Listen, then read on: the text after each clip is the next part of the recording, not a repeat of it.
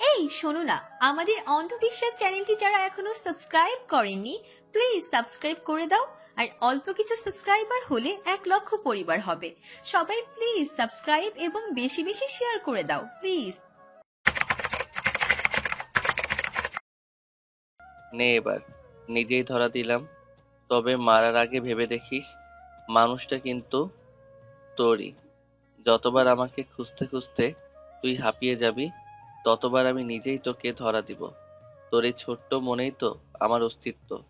এই অস্তিত্ব রেখে আমি কত দূর যেতে পারবো বলতো?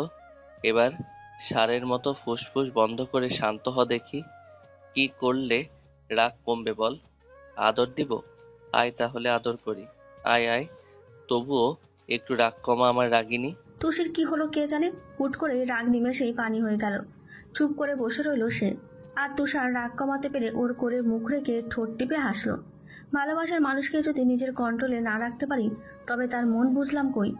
আমিনা বেগমের চাপাচাপিতে আজ তুষি অনেক রাত পর্যন্ত জেগে পড়াশোনা করেছে, সাথে তুষার তো আছেই। কখনো যদি একটু দেখেছে পড়া বাদ দিয়ে ঝিমোচ্ছে, তখনই মাথায় জোরে চাপ্পড় মেরেছে। দু ভ্রু কুচকে বাঘিনীর মতো তুষারের দিকে তাকিয়ে ভেতরে ভেতরে তুষির রাগে ভীষণ রকম ফুঁসছে। নিজের মা সামনে থাকায় তুষারের সব অত্যাচার মাথা নিচু করে অসহায়ের মতো মেনে নিতে হয়েছে তাকে। পাক্কায় একটানা 3 ঘন্টা তুষার ওর পাশে বসে সব পড়া আদায় করে নিয়ে তবেই সে ঘুমানোর জন্য অনুমতি দিয়েছে। রাত তখন 12টা। ততক্ষণে সবাই ঘুমিয়ে নাক ডাকছে অনবরত। টেবিলে বইপত্র সব গুছিয়ে ধপ করে শুয়ে পড়ল তুষি। এরপর তুষারের দিকে এক পলক তাকিয়ে বলল, জঙ্গলি ভূত, রুম থেকে যাও বলছি। ঘুমোতে দাও শান্তিতে। আজ তুমি যা করলে এর শোধ আমি অন্য একদিন তুলব। মেঝের দিকে এতক্ষণ তাকিয়েছিল তুষার। সে এক মনে ভাবছিল দিন যতই পেরোচ্ছে ততই যেন ভালোবাসার গভীর রূপ নিচ্ছে। এক মুহূর্ত তুষিকে না দেখলে কেমন হাঁসফাঁস লাগে। মনের মাঝে অশান্তি বিরাজ করে সারাক্ষণ। ইচ্ছে করে সামনে বসে এক দৃষ্টিতে তাকিয়ে থাকতে। হাজারবার দেখলেও যে এ দু চোখের তৃষ্ণা মোটে না, বিরক্ত আসে না। এবার তুষির দিকে তাকিয়ে ভরাট কণ্ঠে জবাব দেয় তুষার, জানিস টুসু, আমার যদি পাখির মতো সাধ্যি থাকতো তাহলে সবসময় তোকে নিয়ে দেশ বিদেশে ঘুরে বেড়াতাম। থাকতো না কোনো ব্যস্ততা, রোজকার সময় তোকে রেখে দূরে যাওয়া। এই মানুষ জীবনে কত কাজের চাপ, দায়িত্ব, এসব কিচ্ছু থাকতো না। শুধু তুই থাকতি পাশে, আর আমি তোকে নিয়েই ঘুরে বেড়াতাম এক প্রান্ত থেকে আরেক প্রান্ত। ক্লান্তি হলে কোনো এক গাছের ডালে একটু বসে জিরিয়ে নিতাম। থাকতো না কোনো গন্তব্য, না থাকতো বাড়ি ফেরার তাড়া। এটুকু বলে অল্প থেমে ডান হাতের এক আঙুল দিয়ে বুকের বাঁ পাশটা দেখিয়ে বলে, আর এখানে তোকে লুকিয়ে রাখতাম। দিন দিন কেমন জানি অবাধ্য হয়ে যাচ্ছি। আমি আর আমার মাঝে থাকতে পারছি না। এখন এক কিঞ্চিত দূরত্ব সহ্য হয় না আমার। তুষার অনল গোল করে বলা কথাগুলো তারাই তুষি অর্ধেক বুঝলো আর অর্ধেক বুঝলো না। এদিকে ঘুমে তুষির চোখ দুটো ভীষণ রকম জ্বলছে। ঘুমোতে না পেরে মনে মনে বেশ বিরক্ত হলো তুষি। এসব উদ্ভট কথা শুনে সে ভাবলো না ঘুমিয়ে তুষার পায়ে পাগল টাগল হয়ে গেল নাকি, মাঝরাতে কি মাথা পুরো পাগল হয়ে গেছে। তাই সে গলা হালকা খ্যাকড়ে দিয়ে বলল, এসব কথা পরে শুনবো তুষার ভাই। প্লিজ আমাকে ঘুমাতে দাও, কয়েকদিন পর পরীক্ষা। তুমি কি চাও আমি এখন না ঘুমিয়ে অকালে মরে টরে যাই? তুষির মোটা মাথায় কথাগুলো শুনে তুষার ফুস করে নিঃশ্বাস ছাড়ল। একে বোঝানো বড় দায়। এজন্যই জ্ঞানীরা বলে ছোট্ট মানুষের সাথে প্রেম ভালোবাসা করতে নেই। তাদের বোঝাতে যাবে এক আর তারা বুঝে নেবে আরেক। আস্তে ধীরে চেয়ার ছেড়ে উঠে দাঁড়ালো তুষার। এবার রুম থেকে বের হতে হতে মুখে অসীম দুষ্ট জড়ানো গলায় উত্তর দেয় তুষার, ঘুমা, এসব তোর ওই গোবর মাথায় বুঝবে না। আসলে কি বলতো, আমার আদরের অভাবে দিন দিন তুই আরো বলদ হয়ে যাচ্ছিস। একটা সহজ কথাও মাথাতে ঢুকে না। আমি এমন একটা মহান ব্যক্তি হয়ে এসব সহ্য করতে পারি না। আমার আদরের অভাবে একটা মেয়ে শুকিয়ে যাবে, বলদ হবে, এটা মেনে নিবই না আমি। আমার মাঝে অফুরন্ত আদর কিলবিল করছে। অনুমতি পত্রে সাইনটা করে নিয়েই তারপর সব তোর মাঝে বিলিয়ে দেব। তুই আর রাত জেগে এসব নিয়ে চিন্তা করিস না। আমি দেখছি কি করা যায়। দেশের একজন সুনাগরিক হয়ে এর একটা বিহিত আমি করেই ছাড়ছি। তুই বরং আরামে ঘুমা। তুষার ফালতু কথায় কান না দিয়ে বিছানা থেকে উঠে খট করে দরজা লাগিয়ে দিল। কি ভেবেছে কি এই বজ্জাত ছেলে? আমার মা বাবার আদর কি কম করেছে? ঢাকা থেকে থেকে একদম নষ্ট হয়ে গেছে। মুখে কোনো লাগাম নেই। এরপর তুষি নিশ্চিন্ত হয়ে ঘুমে তলিয়ে যায়। সকালে নাস্তা করে 10টার পর বাসায় চলে গেল। যার আগে বারবার তুষিকে বলে গেছে যে করে হোক ভালো রেজাল্ট করা যায়, নয়তো এই ফেলটুসকে কেউ বিয়েও করবে না, সারা জীবন চিরকুমারী হয়ে কাটিয়ে দিতে হবে। খাবার টেবিলে আতিকুর রহমান ছিলেন বলে চুপচাপ ওর কথা গিলেছে তুষি। এরপর তুষার এক দৃষ্টিতে তুষির দিকে তাকিয়ে নিজের চোখের খোরাক মেটায়। ফুপা, ফুপি, রিমি, নাজমা, জান্নাত সবাইকে বিদায় দিয়ে বাসার উদ্দেশ্যে পরিশেষে রওনা হয় তুষার।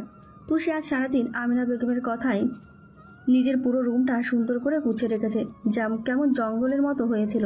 এসব দেখে আমিনা বেগম খ্যাপাটে গলায় গজগজে কণ্ঠে বলে, মনে হয় এই ঘরে মানুষ থাকে না, কোনো গরু ছাগল থাকে। তোর আর গরুর মধ্যে শুধু একটাই তফাৎ, গরুর লেজ আছে কিন্তু তোর লেজ নেই। তুষি ঘর ঝাড়ু দিতে দিতে উত্তর দেয়, মা ভুল বললে, গরুর শিং আছে, আমার কি আছে? দেখো তো, গরু কথা বলতে পারে। তাছাড়া বড় কথা, গরুর 4 পা, আমার 2 পা।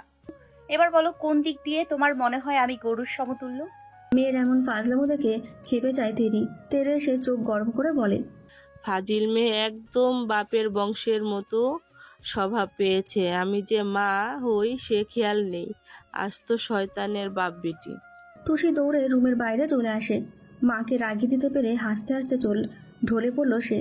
তার মা যে ভালোবাসার মানুষ। কয়েকদিন অবশ্য তুষিও আমিনা বেগমকে অনেকটা মিস করেছে। বাসায় থাকলে সকলে প্রতিদিন মা মেয়ের এমন হাজার খুনসুটি দেখতে পায়, আর সবাই এসে কুটি হয়। বিকেলে রিমি আর তুষি কোচিংয়ের জন্য হেঁটে হেঁটে যাচ্ছে। আজ অনেকদিন পর জুইয়ের সাথে দেখা হবে। জুই যে প্যাঁচার মতো মুখ ফুলিয়ে বসে থাকবে এটা তুষির আগে থেকে জানা। তুষি ক্লাসে গিয়ে চোখ ছোট ছোট করে চারপাশে খুঁজতে লাগলো জুইকে। কই, তার তো টিকিটাও দেখা পাওয়া যাচ্ছে না। রাতে বারবার তুষি মেসেজ করেছে সে আজ কোচিংয়ে ক্লাস করবে, তবুও কেন আসলো না জুই? অভিমানের পাহাড় বেশ বড়সড় হয়ে গিয়েছে তা ভালোই বুঝতে পারলো তুষি। আজ আর একা একা ক্লাসে মনোযোগ দিতে পারল না সে। বেস্ট ফ্রেন্ড একদিন স্কুলে না আসলে সেই ক্লাস পাংশে লাগে। যতই সবাই আসুক, কথা বলুক, তবুও মনে হয় কি যেন নেই। তার সাথে যে আত্মার সম্পর্ক গড়ে উঠেছে এমন তো লাগবেই। কেমন মনের ভেতর হাহাকার হয়ে দম বন্ধকর অবস্থা হয়। মন খারাপ করে অনেক কষ্টে ক্লাসগুলো করলো তুষি। চুপচাপ ক্লাসগুলো শেষ করে রাস্তার বের হয়ে রিমিকে বলল, রিমি, তুই বাড়ি চলে যা, আমার যেতে দেরি হবে। জুই আজ আসেনি, শরীর খারাপ হলো নাকি আবার, তাই ভাবছি ওর বাসায় যাব। আমার ভালো লাগছে না। নাকে টগার সামনে থেকে ঘাম হাত দিয়ে ঠেলে চশমাটা ঠিক করলো রিমি। এরপর সারা মুখে গম্ভীর করে জবাব দেয়, আজ সন্ধ্যা হয়ে যাবে একটু পর, কালকে যাই সকালে। তোকে না দেখলে কাকিয়া বাসায় ঢোকার সাথে সাথে তুলকালাম বাঁধাবে। আহারে, যা না রিমি, ভালো লাগছে না। আজ ক্লাসে আমি মন দিতে পারিনি। জুই যে আমার উপর ব্যাপক রাগ করে আছে তা বেশ বুঝতে পারছি। তুই তো জানিস ওকে ছাড়া আমি থাকতে পারি না। ক্লাসে মনে হলো কখন শেষ হবে আর আমি একটু শান্তি পাবো। রিমির এবার মেজাজ চড়ে যায়। বারবার বোঝানোর পরও তুষি নাচর বান্ধা সে জুইয়ের বাসায় যাবেই। তাই রিমি গমগমে গলায় বলে, যা ইচ্ছে কর, আমি গেলাম। কাকি আর বকাবকি করলে তখন আমাকে বলতে পারবি না। ঝাড়ুর বাড়ি খেলেও আমার দোষ নেই, যত সব। তুষি মুখ বাঁকিয়ে হেসে রিমিকে দু হাতে জড়িয়ে ধরে। এরপর তাড়াহুড়ো করে রিকশায় উঠে যায় জুইয়ের বাসার উদ্দেশ্যে। রিমিও শেষে হতাশ হয়ে একা একাই বাড়ির দিকে পা বাড়ালো। জুইয়ের মা মনিরা সুলতানা কলিং বেলের শব্দে বারান্দা থেকে হুড়মুড় করে দরজা খুলে দেয়। তিনি দেখেন তুষি হাসি হাসি মুখ নিয়ে দাঁড়িয়ে আছে। তুষিকে এ বাসায় আসতে দেখে ভারী খুশি হয়ে যায় তিনি। মাথায় হাত বুলিয়ে টেনে ভেতরে নিয়ে আসে। এরপর আদুরে স্বরে জিজ্ঞেস করেন, এতদিন পর বুঝি আন্টির কথা মনে পড়ল? তুষি, তুমি তো আগে অনেক আসতে, এখন আসো না কেন? তুমি জানো জুই সব সময় তোমার কথা বলে, তোমার নামে হাজার হাজার অভিযোগ নিয়ে আমার কাছে আসে। আমি শুধু ওর বাচ্চামো দেখে হাসি। কথা বলতে বলতে তুষিকে নিয়ে সোফায় বসালেন। এই মানুষটাকে তুষি যত দেখে ততই অবাক হয়। সেই ক্লাস 6 থেকে জুইয়ের সাথে বন্ধুত্ব ওর। সেই সুবাদে শত শতবার এই বাসায় আসা যাওয়া তুষির। যতবারই এসেছে ততবারই মনিরা কখনো তাকে কটু কথাও শোনায়নি। অজস্র আদরে ভালোবাসায় কাছে টেনে নিয়েছে। জুইয়ের সাথে গলা ফাটিয়ে হাসলেও কখনো বিরক্ত বোধ করেনি, বরং তিনি নিজেও তাদের সাথে ঠাট্টা করেছেন। তুষির মাঝে মাঝে ইচ্ছে করে দুজনের মাকে অদল বদল করতে। ঠোঁটে দারুণ হাসি নিয়ে মনিরা সুলতানার কথার উত্তর দেয় তুষি, আসবো আন্টি, আসলে পরীক্ষার চাপে এখন আর কোথাও যেতে পারি না। জুইকে দেখছি না আন্টি কোথায়ও, আজ কোচিংয়েও দেখলাম না। ও কি জানে না ওকে ছাড়া আমি ক্লাস করতে পারি না? রাতে কত করে বললাম আজ আমি যাব, গিয়ে দেখি জুইয়ের অস্তিত্ব নেই। তুষির কথায় উনিও হেসে ফেলে। এরপর বলে, যেতে চেয়েছিল, কিন্তু সকাল সকাল ওর খালামণি ফোন করে বলল জুইকে আজকে একটু পাঠিয়ে দিতে। আসলে আমার বোনের মেয়ের বিয়ের কথা পাকা হচ্ছে, তো সেজন্য আমি পাঠিয়েছি জোর করে। কিন্তু আজ তুমি ক্লাসে যাবে বলে সে কিছুতেই যাবে না। বারবার আমার পিছন পিছন ঘুরে উসখুস করে বলছে, আম্মা কাল যাই। জানো তুষি আজকে কতদিন পর আসবে, তোমার কোনো ধারণা আছে? ও মোটা হয়েছে নাকি শুকিয়ে গেছে আমাকে দেখতে হবে না? কত কথা এই পিচ্চি পেটে জমে ফেপে আছে, আজ না বলতে পারলে মরেই যাবে মা। দুজনে উচ্চস্বরে হেসে ওঠে। এরপর তুষি কিছুক্ষণ থেকে ভাবে বাসায় গিয়ে জুকে কল করা যাবে। তাছাড়া যে সারপ্রাইজ দিতে এসেছিল তা তো দেওয়া হলো না। এখানে এসে সে নিজেই সারপ্রাইজ হয়ে গেল। ভেবেছিল তুষিকে দেখে হা হয়ে যাবে জুই, তড়িৎ গতিতে জড়িয়ে ধরবে। মুখে সেই হাসিটা দেখার জন্যই তো আমিনা বেগমকে কিছু না বলে হুট করে এখানে আসা। অনেক সময় পার হওয়ার পর ফিরতে বেশ দেরি হবে বলে তাড়াতাড়ি মনিরা সুলতানাকে ইনিয়ে বিনিয়ে রাজি করিয়ে বেরিয়ে পড়ল। কোনোভাবে আজ তুষিকে তিনি যেতে দেবে না। রাস্তায় টাইম দেখার জন্য ফোন চেক করতে মায়ের অগণিতি কল চোখে পড়ল তুষির। চোখ আপনা আপনি বড় হয়ে গেল। ভয়ে ঢোক গিলে আল্লাহর নাম জপতে জপতে বাসার দিকে রওনা দিল সে। কপালে আজ তার ভীষণ শনি আছে, এটা সে নিশ্চিত। আজকে আমিনা বেগমের হাত থেকে কেউ বাঁচাতে পারবে না। কোনোভাবে সে রেহাই পাবে না, কোনোভাবেই না। পা টিপে টিপে বাসায় ঢুকেই তুষি আগের চারপাশ সচেতন দৃষ্টিতে তাকালো। কে কি করছে তা বোঝার চেষ্টা করে যখনই তার রুমে প্রবেশ করবে সেই সময় আমিনা বেগমের গমগমে গলার আওয়াজ ভেসে এলো। ভয়ে আমিনা বেগমের জন্য 1 মিনিটও দেরি করলো না সে। দৌড়ে গিয়ে দরজা লাগিয়ে রুমে ঘাপটি মেরে বসে রইল। হার্টবিট ভীষণ রকম ফাস্ট হচ্ছে। কাঁধের ব্যাগ বিছানায় রেখে ওয়াশরুমের দিকে পা বাড়াতেই দরজায় কারাঘাত শুনতে পায় তুষি। অনবরত দরজা ধাক্কাচ্ছে আমিনা বেগম। সন্ধ্যার পর কোনো মেয়ে বাসার বাইরে থাকে, তাই আছে দেখে নেবে। কাল সকালে গেলে কি হতো? মেয়ে মানুষ রয়েছে, সে কোন কাণ্ডজ্ঞান কিছুই কি নেই এই মেয়ের? বিপদ আপদ হলে কে রক্ষা করত? দরজা ধাক্কানোর ফলেও যখন তুষি খুলল না, তখন উচ্চস্বরে চেঁচিয়ে জানতে চায় আমিনা বেগম। তুষি দরজা খুল বলছি, তোর সাথে আমার কথা আছে। দিন দিন কি বেয়াদবি বেড়ে যাচ্ছে? আমাকে না জানিয়ে তুই কিভাবে এদিক ওদিক ঘুরে বেড়াস? আজ এর শেষ দেখে ছাড়বো। তুষি বুঝতে পারে মা ক্ষেপে বোম হয়ে আছে। নিশ্চিত ওই রিমি বচার ভালোভাবে মাকে বুঝিয়ে বলেনি। এরপর গলা জড়ানো কণ্ঠে উত্তর দেয় তুষি। মা আমি ড্রেস পাল্টে আসছি, তুমি যাও, আমার মাথা ব্যথা করছে। একটু রেস্ট নিয়েই আমি তোমার সব প্রশ্নের উত্তর নিয়ে হাজির হব। এমন কথায় আরো দ্বিগুণ রেগে গেল আমিনা বেগম। দাঁত কটমট করে তুষিকে বলে সে, আমার সাথে চালাকি করিস তাই না? কি ভাবিস আমি বোকা? তোর পেট থেকে আমি হয়েছি? এইটুকুনি মেয়ে না নাকি আমাকে উল্টাপাল্টা বুঝ দেয়? কালকেই এই দুনিয়ায় এলি আর আমাকে তুই বোকা বানাস তাই না? আচ্ছা, তোর আসতে হবে না। কোনো সময় রুমের বাইরে দেখলেই তোর শরীরের একটা হাড্ডিও সাথে থাকবে না। আমিও দেখি কতক্ষণ রুমের মধ্যে চুপচাপ থাকতে পারিস। এই বলে বাইরে থেকে দরজা লাগিয়ে দিল আমিনা বেগম। ভেতর থেকে তুষি কিছু বলার আগেই তিনি আবার বলে ওঠে, রুমে থাকার খুব শখ তাই না? এবার থাক বন্দি হয়ে। আজ রাতে আমি আর তোকে খেতে দিব না বলে রাখলাম। কেউ আসলে তাকে সাথে আটকে রাখবো। তখনই হনহন করে নিজের রুমে চলে যায় তিনি। তুষি এদিকে মায়ের কাণ্ড দেখে চোখ বড় বড় করে ফেলে। এরপর দৌড়ে দরজা হাজারবার ধাক্কালেও কারোর খুলর নাম নেই। অতঃপর হতাশ হয়ে ধপ করে বিছানায় বসে পড়ে। বাবা না আসা পর্যন্ত যে দরজা খুলবে না এটা খুব ভালো করে জানে তুষি। মাঝে মাঝে তুষি নিজেও বোঝে না তার মা হঠাৎ হঠাৎ এমন আজগুবি কাণ্ড কারখানা কেন করে। একেবারে বাচ্চাদের মতো হয়ে যায়। শেষে আর ভাবতে পারল না তুষি। ড্রেস পাল্টে বিছানায় গা এলিয়ে শুয়ে পড়ে। যা হবার হবে, আগে কিছু সময় ঘুমিয়ে নেওয়া যাক। রাত তখন গভীর। তুষি সেই যে ঘুমিয়েছিল আর ঘুম ভাঙেনি ওর। এবার শুয়ে থাকতে পারল না। খিদের জ্বালায় পেট চোচো করছে। এপাশ ওপাশ ঘুরে রুমের লাইট অন করে বসে পড়ল। এরপর ধীর পায়ে হেলে ধুলে দরজা খুলতে দেখতে পেল হালকা ভেজানো দরজা। তৎক্ষণাৎ মুখে ফুটে উঠল বিজয়ী হাসি। দৌড়ে খাবার টেবিলে গিয়ে হুড়মুড় করে ভাত মাংসের ঝোল প্লেটে নিয়েই গপ গপ খেয়ে ঢেকুর তোলে তুষি। সবকিছু আগের মতোই ঠিকঠাক করে রুমে চলে আসে সে। ফোনটা হাতে নিয়ে স্ক্রল করার জন্য ফেসবুকে ঢোকে। অনেকক্ষণ যাবৎ ঘুমানোর ফলে এখন তেমন ঘুম আসছে না তুষির। মেসেঞ্জার একের পর এক ফ্রেন্ডদের আড্ডার গ্রুপ চোখে পড়ে তার। চট করে জুইকে মন গলানোর সব কথা লিখে একটা বড়সড় লম্বা মেসেজ সেন্ড করে তুষি। কিছু সময় এভাবে ঘুরতে ঘুরতে ভাবে আর একটু ঘুমিয়ে নেওয়া যাক। ডাটা অফ করার জন্য হাত বাড়াতেই মুহূর্তে মেসেঞ্জারে ভিডিও কল আসে তুষির।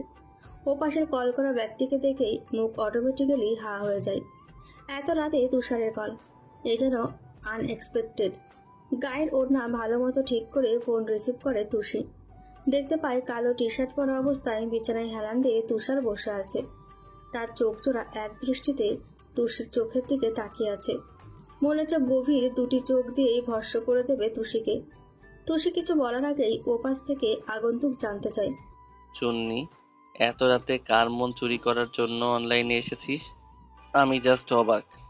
তুই না ঘুমিয়ে এই সময় ফোন ঘাঁটছিস কি করে? আর একটা কথা, আমি যে চলে আসলাম তুই তো একবারও কল করে আমার খবর নিলি না। ঠিক মতো পৌঁছালাম নাকি রাস্তায় হাড়গোড় ভেঙে পড়ে রইলাম? তুষি মুখ বাঁকিয়ে উত্তর দেয়, সন্ধ্যার পরপরই ঘুমিয়েছি তুষার ভাই, একটু আগেই উঠেছি, তাই ঘুম আসছিল না। শুধু শুধু কি সব উল্টাপাল্টা আজগুবি কথাবার্তা তোমার মাথায় ঘোরে? তোমার হাড় ভাঙবে? এ তো পৃথিবীর চরম আশ্চর্য কাণ্ড। টুসু চুন্নি রে, বুঝবি একদিন যখন আসলে আমার কিছু হয়ে যাবে, তখন ভ্যা ভ্যা করে কাঁদবি। তুই আজ তো 1 মিনিটও বই নিয়ে বসিসনি। কাল থেকে আর ফাঁকিবাজি করিস না, এখন ঘুমা, তাহলে এত রাত জাগিস না। তুষার ফোন রেখে দেবে ভেবেই তুষি তাড়াহুড়ো করে বলে, এই শোনো শোনো, মামা মামি কেমন আছে? তুষার নরম গলায় উত্তর দেয়, তোর মামা মামি ভালো আছে, তবে তার ছেলে ভালো নেই। তুষারের কথায় তুষি যেন কথা হারালো। একটু সময় থেমে মিনমিন কণ্ঠে বলল, মামিকে অনেক মিস করছি। কত মজা হলো কয়েকদিন, জীবনের শ্রেষ্ঠ সময়ের মধ্যে একটা। তুষার মুখটা চুপসে ফাটা বেলুনের মতো করে জবাব দেয়, শুধু কি মামিকে মিস করছিস? মামির ছেলেকে বুঝি মনে পড়ে না? মিস টিস করিস না? এবার তুষি যেন লজ্জা পেল। ফোনে তুষারের দিকে আর তাকিয়ে থাকতে পারল না। অন্যদিকে ঘুরে বলল, না, আমি কোনো জঙ্গলি ভূতকে মিস্ট্রিস করি না। টুসুরে, তুই কি জাদু করে গেলি বলতো? এ বাসায় তো 1 মিনিটও টিকতে পারছি না। যেদিকে তাকাই মনে হয় তুই নাকের পানি চোখের পানি মুখ করে আমার পাশে বসে আছিস। কখনো সুযোগ পেলে আমার গায়ে সব ছেড়ে দিতে পারবি? তুষি প্রথমে কথাগুলোতে মনে মনে ভারী খুশি হয়েছিল, এবার যেন উল্টে ভীষণ রেগে গেল। তুষারের দিকে চোখ তুলে তাকিয়ে বলল, অসভ্য, কোনো সময়েও ভালোভাবে কথা বলতে পারে না। এত রাতে এসব বলার জন্য কল করেছো? রাখো বলছি, সব সময় ফাজলামি। তুষির রাগ দেখে তুষার শোয়া থেকে উঠে বসে উচ্চস্বরে হাসতে থাকে। তুষি গজগজ করতে করতে ফোন কেটে দেয়। পাশে জোরে আছাড় মেরে ফোনটা রেখেই ঘুমিয়ে যায় তুষি। মনে মনে বলে, বন মানুষের ঘরের বন মানুষ, সব সময় ফাজলামি, ভালো কথা যেন মুখেই আসে না, শয়তান। এদিকে তুষারকে এভাবে হাসতে দেখে নূরজাহানের ঘুম ভেঙে যায়। মনে মনে ভাবে, ছেলেটা এত রাতে এভাবে হাসছে কেন? আমার আদরের ছেলেটার উপর পরিটরি ভর করলো নাকি? বড় বড় পা ফেলে তুষারের রুমের সামনে এসে দরজা থাকে উচ্চস্বরে বলে, তুষার, এই তুষার বাবা, কি হয়েছে তোর? এত রাতে এভাবে হাসছিস কেন? পাগল হয়ে গেলি নাকি? চট করে মায়ের কথায় চুপ হয়ে যায় তুষার। হাসি থামিয়ে গলা খেকারি দিয়ে জবাব দেয়, হ্যাঁ মা, পাগল হয়ে গেছি। তোমার জামাইয়ের বন্ধু আমাকে দিন দিন পাগল করে দিচ্ছে। ছেলের কথা কান পর্যন্ত গেল না তার, তবে হাসি থামতে দেখে আবার নিজের ঘরে চলে গেল নূরজাহান। তুষার কিছুক্ষণ নিজের ফোনে তুষির ছবি এক এক করে দেখতে লাগলো। কয়েক ছবিতে চুমু খেয়ে প্রশান্তির নিঃশ্বাস নিয়ে ঘুমিয়ে গেল তুষার। সময় গড়াতে গড়াতে একসময় তুষির পরীক্ষার দিনক্ষণ ঘনিয়ে এসেছে। পরীক্ষা শুরু হতে আর মাত্র 5 দিন বাকি। পরীক্ষার রুটিনও অনেক আগে স্কুল থেকে দিয়ে দিয়েছে। আজ 10ম শ্রেণীর বিদায় অনুষ্ঠান। সকাল থেকে তুষি গোসল করে বিদায়ের জন্য রেডি হচ্ছে। ক্লাসের সব মেয়েরা মিলে আগে থেকে প্ল্যান করেছিল লাল পাড়ের কালো শাড়ি পরবে। সেই অনুযায়ী জান্নাত খুব যত্ন করে 2 বোনকে সাজিয়ে দিল।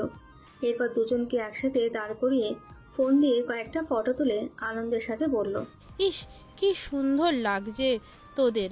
আজ একটু সাবধানে থাকিস, রাস্তা থেকে যেন কোনো ছেলে তুলে না নিয়ে যায়।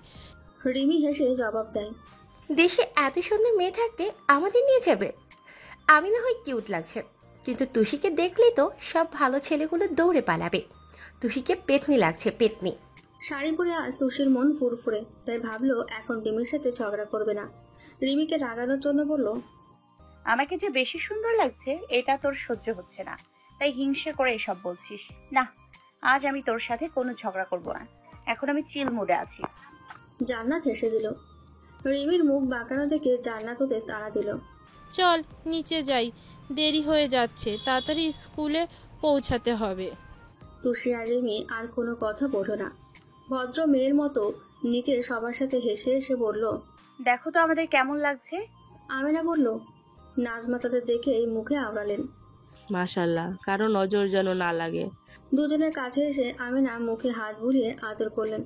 এরপর কপালে চুমু খেয়ে বলল, দেখো নাজমা, মেয়েগুলো কিভাবে হুট করে বড় হয়ে যাচ্ছে। হ্যাঁ ভাবি, সবসময় চোখের সামনে থাকে তো ওভাবে খেয়াল হয়নি। হয়েছে, এবার চুপ করো তোমরা। আমার কথা তো তোমাদের মনেই পড়ে না, শুধু ছোট দুজনকেই যত আদর। তাহানা আপু আসুক, সব বলে দেব। এখন বিদায় দাও, দেরি হয়ে যাচ্ছে। জান্নাত ঠোঁট দুটি উল্টে মা কাকির সাথে অভিমান করে কথাটি বলেই দুজনকে দিয়ে স্কুলে যাওয়ার জন্য বেরিয়ে যায়। তুষার প্রায় 15 দিন পর কালকে রাতেই ঢাকা থেকে এসেছে, কাউকে কিছু না জানিয়ে। আজ সকাল সকাল তুষির স্কুলের উদ্দেশ্যে যাওয়ার জন্য রেডি হয়ে রুম থেকে বের হলো।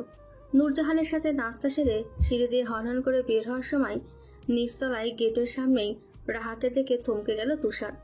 দেখতে পেল ছোট ছোট গোলগাল হাত দুটি দিয়ে সিঁড়ি ধরে নামার চেষ্টা করছে রাহা।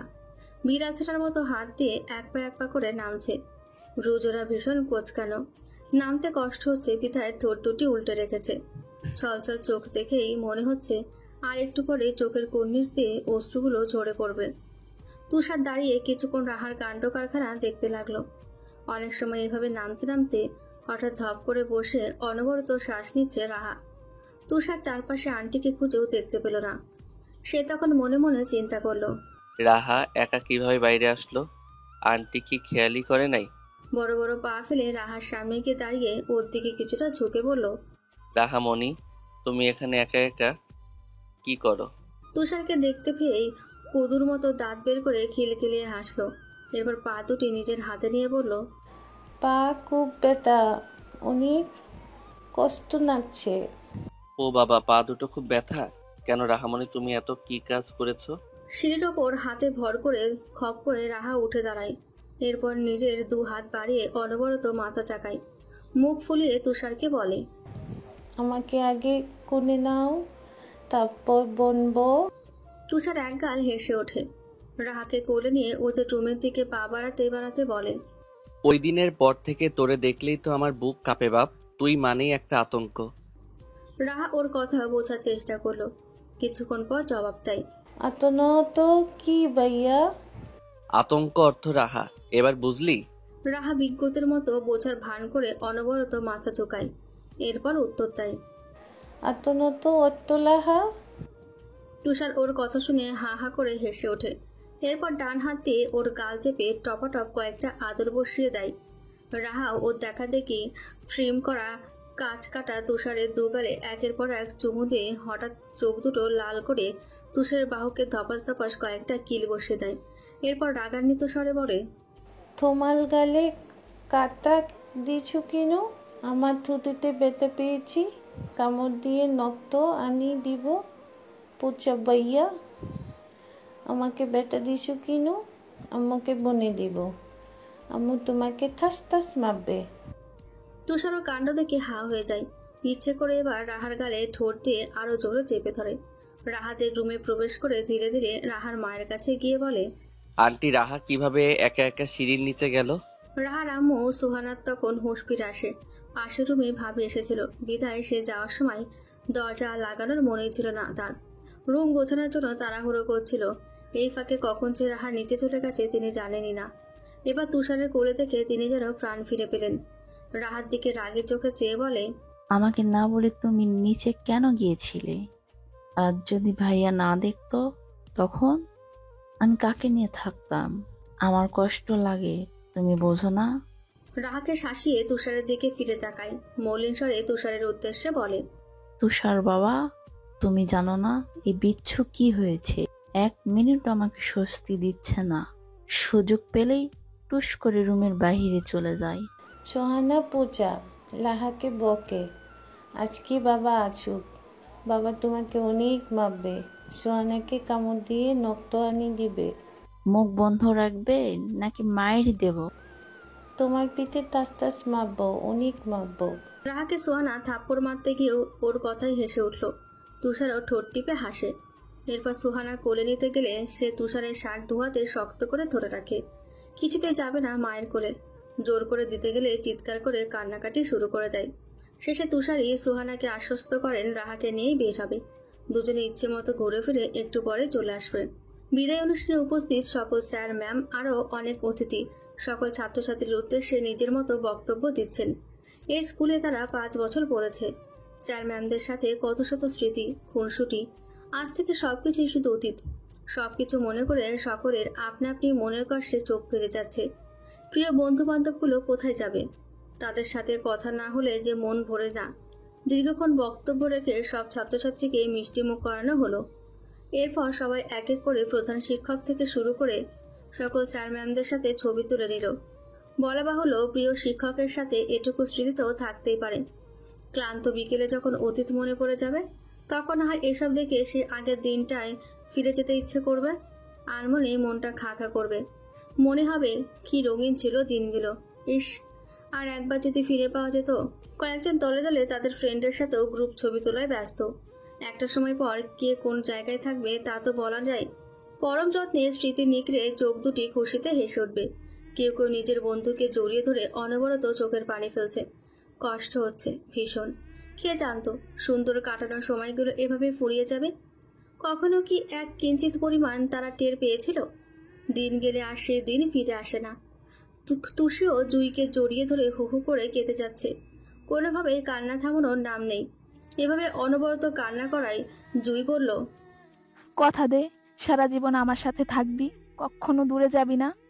যদি দূরে যাইও তবে মন আত্মা তোর কাছেই থাকবে। গলা ভেঙে যাওয়ায় অস্পষ্ট স্বরে বলে উঠল তুষি, আমার এমন লাগছে কেন? তোকে ছাড়া অন্য কোথাও পড়বো, এটা আমি মেনে নিতেই পারছি না। তুইও আমাকে কথা দে, এক কলেজে আমার সাথেই তুই পড়বি। যা, কথা দিলাম। আর কাঁদিস না, তুই কাঁদলে আমার অনেক খারাপ লাগে। কান্না থামালো চুপটি করে দুজন দুজনকে জড়িয়ে ধরে রাখলো। রিমিও আনমনে তার বান্ধবী জেবার বাহুতে মাথা রেখে চোখের অশ্রু ফেলছে। বুকের ভেতরটা কেমন হাহাকার করছে। প্রিয় স্কুল, স্যার ম্যাম, বন্ধুগুলো হারিয়ে ফেলার হাহাকার। বাদরগুলোর সাথে আর কখনো একসাথে বসে আড্ডা দেওয়া হবে না। গল্পের ঝুলি নিয়ে আসর জমানো হবে না। স্কুল ছুটির পর কোনো এক বিষণ্ণ বিকেলে বন্ধুর পায়ের সাথে পা মিলিয়ে চলাও হবে না। আজকের পরিচিত জায়গা 2-3 পর শুধুই অপরিচিত হয়ে যাবে। যেখানে আসতে পা কখনো থমকে যেত না, নির্ভয়ে ক্লাসে যাওয়া যেত, ঠিক একই জায়গাতে 2 দিন পর জড়তা কাজ করবে। পা যেন আর এগোবে না। হুট করে রিক্সা করে স্কুলের সামনে দিয়ে যাওয়ার সময় মনে পড়বে স্কুলের ঝালমুড়ি মামা, দারোয়ান মামা, স্যার ম্যাম, চিরচেনা ক্লাসের বেঞ্চ সব একই আছে, শুধু আমরা নেই। তখন শুধু এক আকাশ পরিমাণ দীর্ঘশ্বাস আসবে। সবকিছুর সমাপ্তি এই বিদায় দিই। অনুষ্ঠান শেষে সবাই একে একে বের হচ্ছে। তখন রিমি দেখতে পেল ফুচকার দোকানের সামনে তুষার দাঁড়িয়ে আছে, সাথে মায়াবী ফুটফুটে চেহারার একটি বাচ্চা। দেখা মাত্রই ঠোঁটে এলো মিষ্টি হাসি।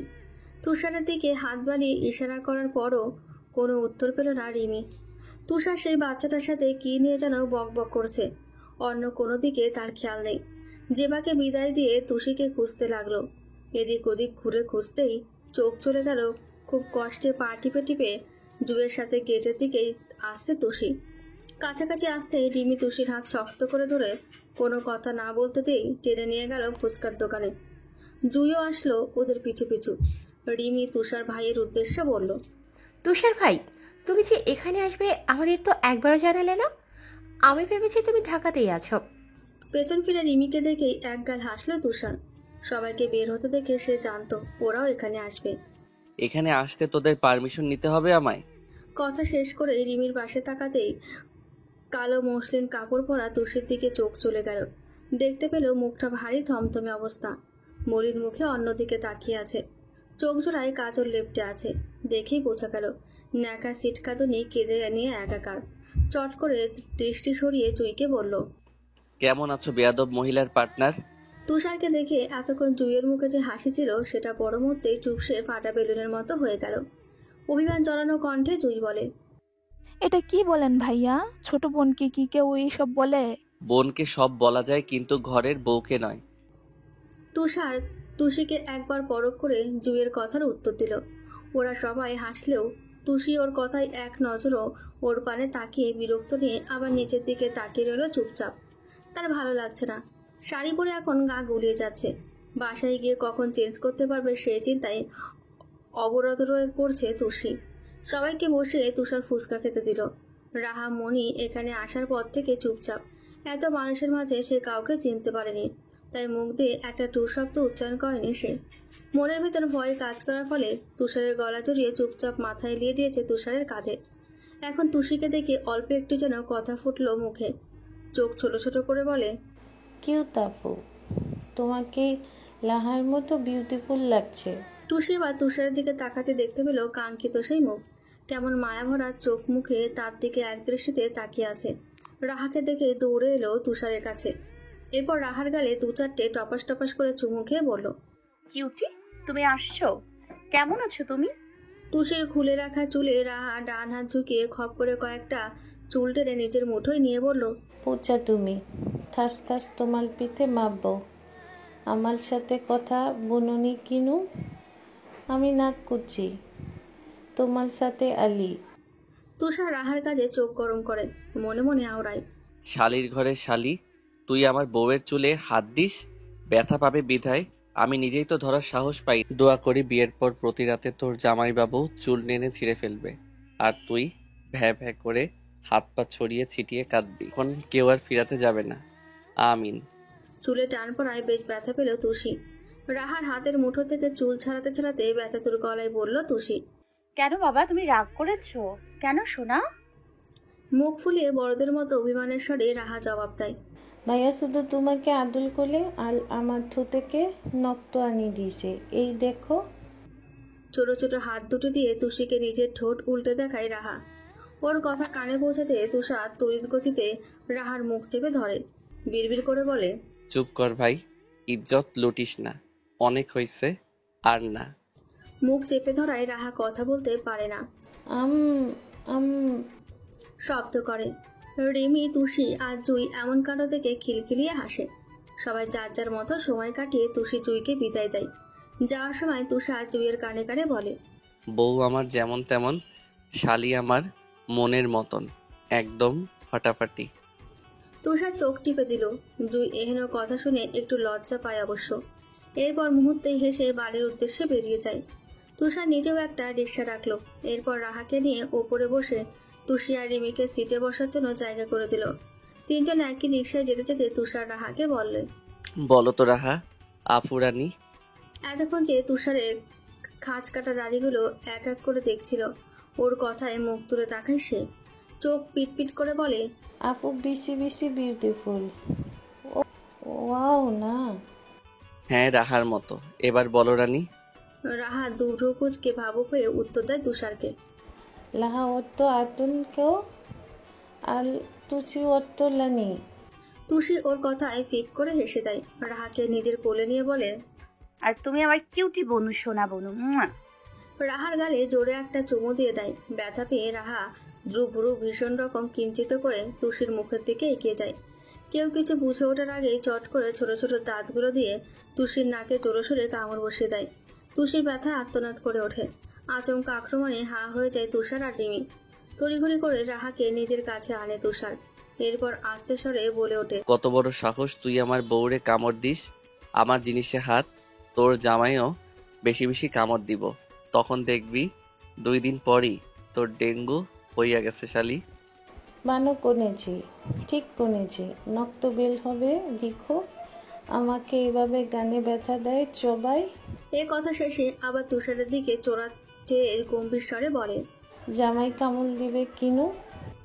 তুষার শালি বলে গালি দিয়ে তুষির মাথার কাছে গিয়ে মিনমিনে স্বরে বলে, আজ আমার আকাশে এক পশলা মেঘ নেমেছে, শীতের সকালেও বৃষ্টি এসেছে, খণ্ড খণ্ড মেঘগুলো বৃষ্টি হয়ে আমার প্রেয়সীর চোখে মুখে লেপ্টে যাচ্ছে। শহরে আজ শিমুল ফুলের মেলা বসেছে। বসন্তের বিকেলে হলুদ পাখি মধুর সুরে গান গাইছে। শহরের আনাচে কানাচে কপত কপতির আনাগোনা, চারপাশে মৃদুমন্দ বাতাস বইছে। আজ দিনটি ভীষণ অন্যরকম, ভীষণ। আমার ভালোবাসা পৃথিবীর সকল সৌন্দর্য সব কেন তোমার মাঝে ঢেলে দিয়েছে। আমি কি করি হায়, এ যেন চোখ নয়, জলজ্যান্ত অগ্নিশিখা, যে চোখে আমি সর্বনাশ দেখতে পাই। তোমার চোখের অশ্রুকে সবাই ভাবে পানি, তবে আমার কাছে সেগুলো রোদে চিকচিক করা মুক্ত দানা। মেয়ে, তোমায় শাড়িতে লাগে পূর্ণাঙ্গ নারী, সাজলে কোমল স্বর্ণলতার মতো লাগে আমার মনোহরিণী। এই যে শুধুই আমার মনোহরিণী। এসএসসি পরীক্ষার আগের দিন রাতে তুষির সব 14 গোষ্ঠীকে ফোন করলেন আমিনা বেগম। ওনার পাশে দাঁতে দাঁত চেপে তুষি চুপচাপ বসে আছে। সবার সাথে এক এক করে দোয়া চাইতে হচ্ছে। কেউ কেউ তো বলেছে, তুষি কিভাবে এত বড় হয়ে গেলেন, আমি তো ভাবতেই পারছি না। এই কথার পিঠে মুখ কৃত্রিম হাসি ঝুলিয়ে উত্তর দিচ্ছে তুষি। সব বদ কথা এক এক করে গিলে খাচ্ছে সে। সারা বছর কোনো আত্মীয় স্বজনের খোঁজ খবর থাকে না, কিন্তু রেজাল্টের দিনই একটু খারাপ ফলাফল করলে যেন তাদের সকল উস্কানিমূলক কথাবার্তা শুনতে হয়। তখন কথা শোনার জন্য শিখিয়ে দিতে হয় না। এই জিনিসটায় তুষির ব্যাপক রাগ উঠে যায়। ইচ্ছে করে সব কয়টার মাথা ফাটিয়ে দিতে।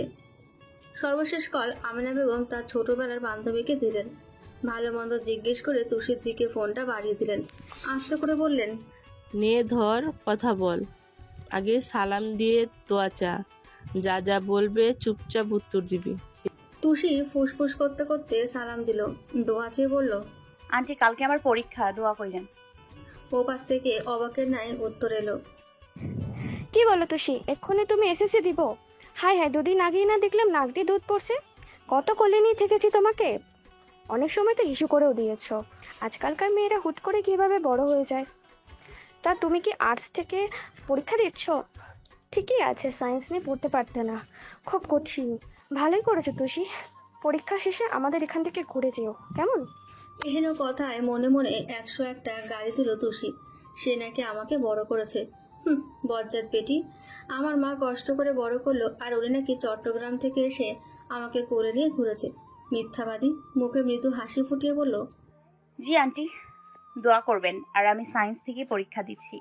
ভালো থাকবেন আন্টি, আমার অনেক পড়া জমে আছে। তুষি ফোন রেখো না, আমার কথাটা শোনো।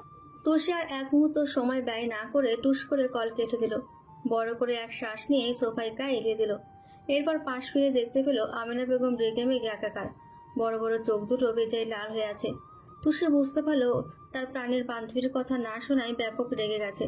রুমের দিকে পা বাড়াতে বাড়াতে জোরপূর্বক হেসে বলে, পড়তে যাব আম্মু, টাটা।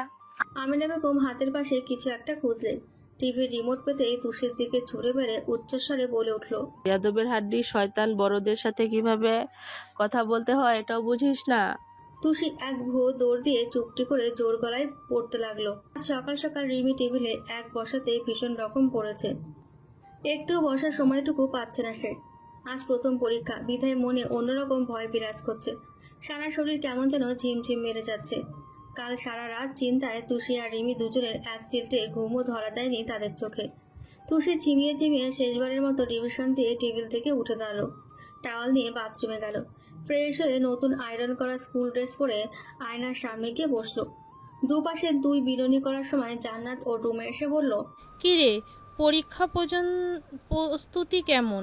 ঠিকঠাক লিখতে পারবি তো? জান্নাতের কথায় আয়নার ভেতর থেকেই ওর দিকে তাকিয়ে জবাব দেয় তুষি, আপুরে, চিন্তায় মাথা সব তার ছিঁড়ে যাচ্ছে। আপু বল না, পরীক্ষা ভালো হবে তো? চিন্তা করিস না, চুপচাপ লিখে যাবি, অন্য কারো দিকে চোখ দিবি না, তাই হবে। চোখ কান খুলে রেখে বেঞ্চে চেক করে নিবি। তবুও মনটা কেমন অশান্তি লাগছে আপু।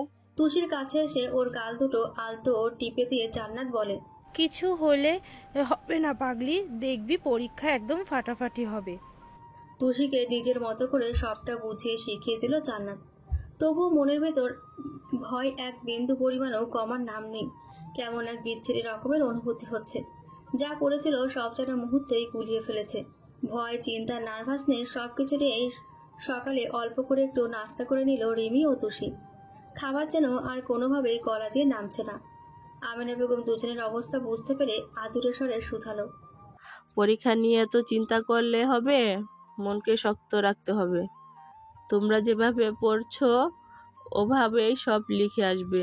আল্লাহর উপর ভরসা রাখো, ইনশাল্লাহ দুজনের পরীক্ষাই ভালো হবে। আতিকুর রহমান বউয়ের কথায় ওদের দিকে তাকালেন। রুটি ছিঁড়ে এক টুকরো মুখে পুরে খাওয়ার মাঝেই বললেন, আমি জানি আমার 2 মা অতটাও নরম নয়, তাদের উপর আমার অনেক বিশ্বাস আছে। তোমরা তোমাদের পরিশ্রমের সুষ্ঠু ফল ঠিকই পাবে। কষ্ট করলে সেই ফল কখনো বৃথা যায় না, মনে রেখো। এরপর দুজনের দিকে তাকিয়ে তাদের উদ্দেশ্যে বলে, তোমাদের কি খুব টেনশন হচ্ছে? তুষি মুচকে এসে বলে, না বাবা, দোয়া করো যাতে পরীক্ষা ভালোভাবে দিতে পারি। সকালের খাওয়া শেষে সকলের কাছে দোয়া নিয়ে আলতাফের সাথে কেন্দ্রের উদ্দেশ্যে রওনা দিল তারা। আলতাফ কাল রাতে বাস এসেছে। আদরের 2 ভাইজি আর মেয়েকে নিয়ে প্রথম দিন সে নিজেই যাবে। রাস্তায় নানান ধরনের ভরসার কথা বলে দুজনকে হাসালেন। এভাবে তারা ঠাট্টা তামাশা করতে করতে তাদের গন্তব্যে পৌঁছে গেল। তুষার পরীক্ষা শেষ হওয়ার জন্য অনেকটা সময় ধরে অপেক্ষা করছে। পরীক্ষা শেষে সবার মুখে হাসি নিয়ে এক এক করে বের হয়ে আসলো সবাই। তুষিকে গেটের ভেতরে ক্লাসের এক ছেলেটিকে ভালো মন্দ জিজ্ঞেস করলো। এরপর তুষি, জুই, রিমি আর জেবা গেট থেকে বের হয়ে কার কেমন পরীক্ষা হয়েছে, কি কি কমন করেছিল এসব নিয়ে আলোচনা করতে করতে আসছে। তুষি সহ সবাই বেশ ভালো পরীক্ষা দিয়েছে। তুষার ওদের দিকে এগিয়ে এসে বলে, কিরে সবাই কেমন পরীক্ষা দিলি? সব কমন পড়েছিল? তুষারের কথায় সবাই সামনে তাকায়। রিমি খুশি হয়ে যায়। তুষি কখনো ভাবেনি আজ তুষার আসবে। অবাকের স্বরে বলে, তুষার ভাই তুমি এখানে? রিমি সবকটা দাঁত বের করে তুষারের প্রশ্নের উত্তর দেয়। ভালো হয়েছে ভাইয়া, সব কমন পড়েছিল। তুইও বেশ ভালো দিয়েছিস শুনলাম। তুষার তুষির দিকে তাকিয়ে মুখ বাঁকা করলো, মাথায় চাটি মেরে বলল, এটা কি তোর শ্বশুরের সম্পত্তি? আমি আসতে পারবো না, বেয়াদব মহিলা। তুষি বরকে গেল। আজও এখানে ঝগড়া শুরু করে দিল এই বনমানুষ। অবশ্য ভুলে গিয়েছিল এই জঙ্গলি ভূতকে দিয়ে সবই সম্ভব। 2 ভ্রু কুঁচকে বলে, আসলে কি বলতো, আমি ভুলেই গিয়েছিলাম আজকাল জঙ্গলি ভূতগুলো তো এখানে সেখানে ঘুরে বেড়ায়, তাই না জুই? জুই পড়ল মহাবিপদে। একবার তুষারের দিকে তাকিয়ে মৃদু হাসলো। তুষি অনবরত জুইকে ডান হাত দিয়ে কুনুয়ের গুঁতা দিচ্ছে। তুষির দিকে তাকিয়ে বলে, চুপ কর ভাই, এসব কি বলিস? তোর থেকে কত বড় সে কথা ভুলে যাস? তুষি উত্তরে কিছু বলার আগেই তুষার জবাব দেয়, বাদ দাও তো আমার আদরের শালিকা। বেয়াদব মহিলা রাজাইরা কথা আমি কানে নেই না। ঠিক বলেছো ভাইয়া, চলো ভাইয়া আজ আমাদের বাসায় যাবে। আমাকে ইংরেজি খুব ভালোভাবে বুঝিয়ে দেবে প্লিজ ভাইয়া। রিমি কথাটি বলে তুষারের হাত ধরে টানতে লাগলো। তুষার একগাল হেসে বলে, যাবো, সমস্যা নেই। তুষি, চুন্নি চল বাসায়। আজ ফুপির কাছে গুনে গুনে তোর নামে 1000টা বিচার দিব। তুষি মুখ মুচড়েও দিল। জেবা আজ জুইকে বিদায় দিয়ে আলতাফ রহমানকে নিয়ে 4 জনের বাসায় চলে গেল। ফেব্রুয়ারির এই মিষ্টি রোদে চারপাশ ঝকঝক করছে। কলেজ ছুটির পর বাসার দিকে রাস্তা দিয়ে আনমনে হাঁটছে জান্নাত। কাল রাতে আহিরের সাথে ফোন ওয়েটিংয়ে নিয়ে ভীষণ রকমের ঝগড়া হয়েছে। জান্নাতের ভাষ্য মতে আহির তার সাথে টাইম পাস করছে। তার একাধিক প্রেমের কোনো রেকর্ড না থাকলেও জান্নাত এটা নিয়ে ভীষণভাবে ক্ষেপে রয়েছে কাল থেকে। আহিরের প্রতি সে এমনভাবে মিশে গেছে, এখন আর কোনোভাবেই কথা না বলে থাকা যায় না। সব কষ্টটা যেন মনের মাঝে উকি দিচ্ছে। আহির যদি সত্যি ঠকায় তখন? তার চরিত্রে কোনো রকম ভেজাল নেই এটা জান্নাত জানেন। তবুও মনের মধ্যে এক প্রকার ভয় কাজ করছে, আহিরকে হারানোর ভয়। এসব ভাবতে ভাবতেই হুট করেই চটকে পড়ে যেতে নিলেই কেউ একজন জান্নাতকে হ্যাচকা টান দিয়ে নিজের কাছে নিয়ে আসে। জান্নাত ভয়ার্ত চেহারায় নিজেকে দেখে। এবার পাশ ফিরে তাকাতেই ভূত দেখার মতো চমকে ওঠে। তখনও জান্নাতের বাম হাত অন্য কারো দখলে। জান্নাত গলা ভিজিয়ে কিছু বলার আগেই আগন্তুক রাম ধমক দিয়ে জানতে চায়, রাস্তায় হাঁটার সময় মন কোথায় থাকে? এখন কিছু একটা হয়ে গেলে আমার কি হতো? আমাকে পাগল বানানোর জন্য তুমি আর কি কি করবে বলো তো? ফোন বন্ধ রেখেছো কেন? এতটুকু একটা মেয়ে, তার রাগ থাকবে পানির মতো ঠান্ডা, তা না তার রগে রগে দম্ভ। জান্নাত ফুঁসে ওঠে। জোরে ধাক্কা দিয়ে নিজের হাত ছাড়িয়ে নিয়ে বলে, কেন এসেছো তুমি? যাও না, কাল সারা রাত যার সাথে প্রেম আলাপ করেছো তার কাছেই যাও। বাজে বকো না, মাথায় তো এক বিন্দু পরিমাণও ঘিলুটিলু নেই, আছে শুধু সন্দেহ। চলো, তোমার সাথে অনেক কথা আছে। যাব না, তুমি চলে যাও বদমাস কোথাকার। আহি চট করে একটা রিক্সা ডেকে নেয়। এরপর জান্নাতকে বলে, চুপচাপ ওঠো, বেশি বকবক করবে একটা আশ্রমের ভর্তা বানিয়ে ছাড়বো। বলছি না চলে যাও তুমি, আজকের পর থেকে আমার সাথে যোগাযোগ করার চেষ্টা করবে না। আহির অনেক করে বোঝানোর পরও যখন দেখলো জান্নাত নাছোড়বান্দার মতো জেদ করেছে, তখন চারপাশ ভালোভাবে দেখে নিজের দুই হাতে জান্নাতের কোমর চেপে ধরে জোর করে রিকশায় ওঠালো। রীতিমতো জান্নাত ছানাচরণ ধস্তাধস্তি শুরু করে দিয়েছে। রাগে জাহিরের চুল ধরে জোরে সোরে টেনে দিল। আহিরও কম না, রিকশায় হুট তুলে বাম হাতে কোমর খামচে ধরে বসে রইল।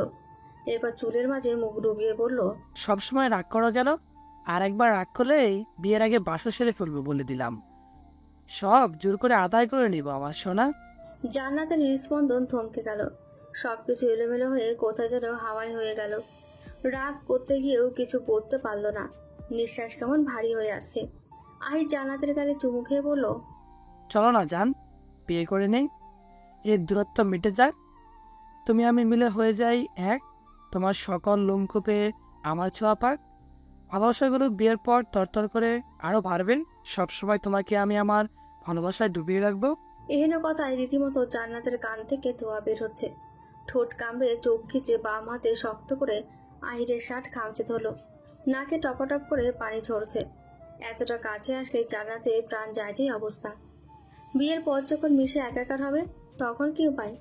মুখে কোনো কথা আসছে না। বহু কষ্টে উচ্চারণ করলো জান্নাত, তোমার মতো বদমাশ লোককে আমি জীবনেও বিয়ে করব না। মুখে ফুটলো আহিরের দুষ্টু হাসি। ঠোঁট টিপে হেসে বলল, তোমাকে সামলাতে এই আহিরকেই লাগবে, বাকি সব দুধবাদ। জান্নাত মাথা নিচু করে আছে, তাকানোর সাহস পর্যন্ত পাচ্ছে না। এই অবস্থা দেখে জোরে সোরে হাসতে লাগলো আহির। জান্নাতের কাছে ওর হাসি সহ্য হলো না। কেমন কাটা খাইয়ে নুনে ছিটার মতো লাগলো।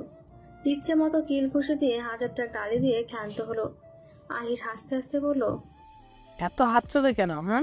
একটু আদর স্বাগত দিতে পারো, নাকি বিয়ের পর দিও বলে সব জমিয়ে রাখছো? ঠিক আছে, প্রতি রাতে চলবে অপরন্ত আদর সোহাগ, তোমাকে একটু ঘুমাতে দিব না, আমার জ্বালায় অতিষ্ঠ হয়ে যাবে সোনা। তুষারকে বাসায় আসতে দেখে আমিনা বেগমের খুশি দেখে কে খুশিতে মন ভরে আদর করলো।